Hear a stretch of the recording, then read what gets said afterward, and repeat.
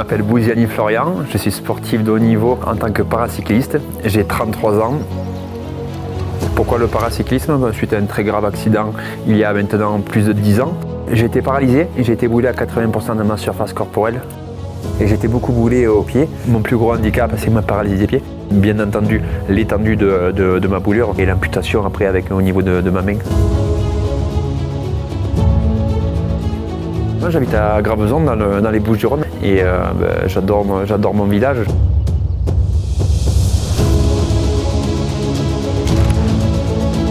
Je m'entraîne là-bas sur les routes de Provence. On a vraiment un environnement qui est adapté à ça. Donc on a un petit peu de tout, on a du vallonné, on a des côtes, on a des cols comme à côté le Mont Ventoux.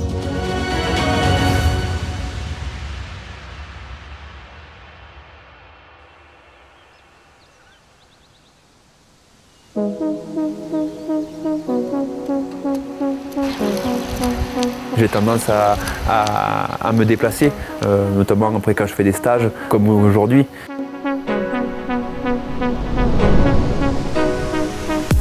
Aujourd'hui, on est au Crêves de Foromeux. C'est mon endroit de prédilection pour préparer les plus grosses échéances.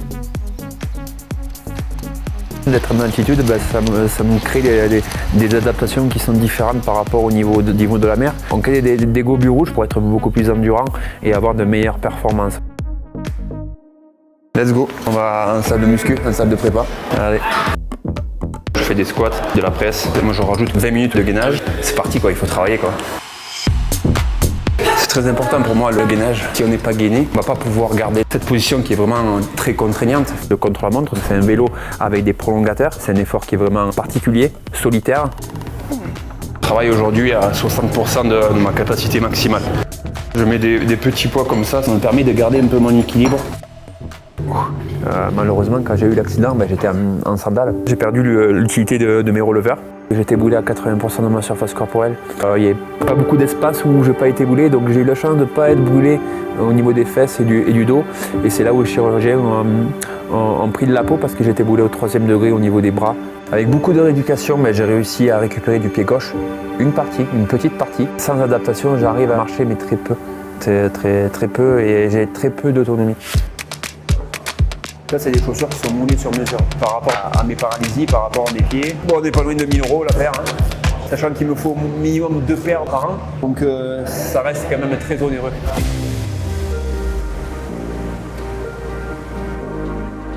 Allez. Grégory s'occupe de la performance et il monitore l'entraînement en hypoxie. Dans cette pièce, on simule une altitude de 5000 mètres. Comme si on était en gros au sommet du Mont Blanc. Et avec ce stress qu'on génère sur l'athlète, on arrive à obtenir des valeurs physiologiques que l'athlète ne peut pas reproduire en fait à l'extérieur.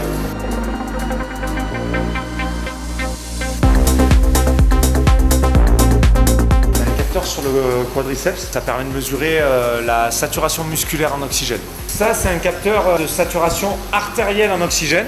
Quand on est au niveau de la mer, 100% des globules rouges transportent une molécule d'oxygène. Et là, actuellement, il n'y a que 74% des globules rouges qui arrivent à transporter de l'oxygène. L'idée ici, c'est utiliser l'altitude comme un stress qui va générer des adaptations supplémentaires. Ici, ce qui est bien, c'est qu'on a tous les outils pour pouvoir s'entraîner professionnellement. C'est resté pareil en lactate avec 10 watts de plus. Pour Foromeux, ici, on a 1850 et aujourd'hui, on a des outils comme cette chambre hypoxique. Et là, vu comme je m'adapte très bien, on a monté la chambre à 2400 mètres d'altitude et pourquoi pas la semaine prochaine, selon mon adaptation, 2005 voire 2006. Tout le matin, j'ai un retour sur mes stats de la nuit. On sait ce que l'on fait en temps et en heure.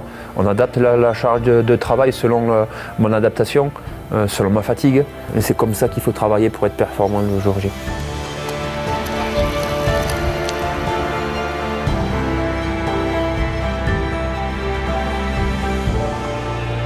Jusqu'à aujourd'hui, j'utilisais aucune adaptation majeure par rapport à mon handicap. Or, mes concurrents, je voyais en fait qu'ils utilisaient en fait des bottes en carbone et que leurs pieds ne bougeaient pas dedans. C'est ma botte de chrono, c'est des bijoux maintenant qui sont pour moi. Le gain là, c'est colossal, hein. C'est presque 10%. Et je vais être égal à mes adversaires pour les prochaines Coupes du Monde. On a rapidement vu que c'était efficace par rapport à mon handicap. Ça me bloque mon pied à 90 et je transfère beaucoup plus de force qu'auparavant.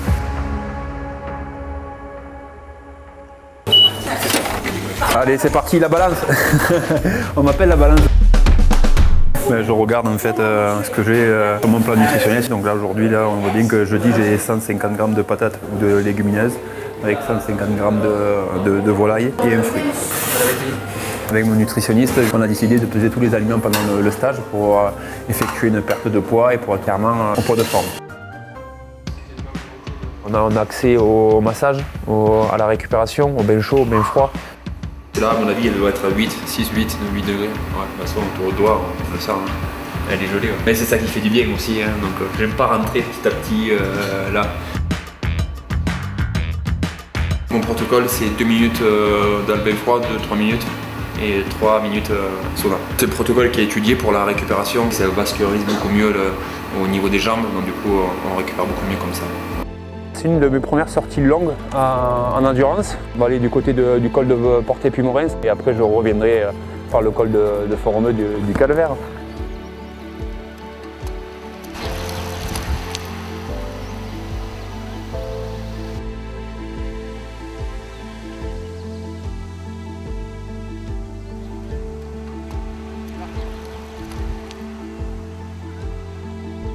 Moi, si j'y vais, c'est pour gagner l'or, hein. C'est clair.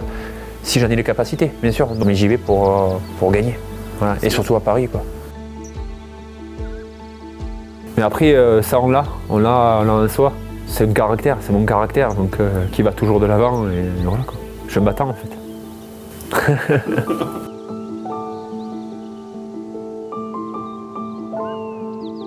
Aujourd'hui, c'est sûr, il y a le sport. Mais oui, parce que j'adore ça, mais c'est une reconstruction humaine avant tout.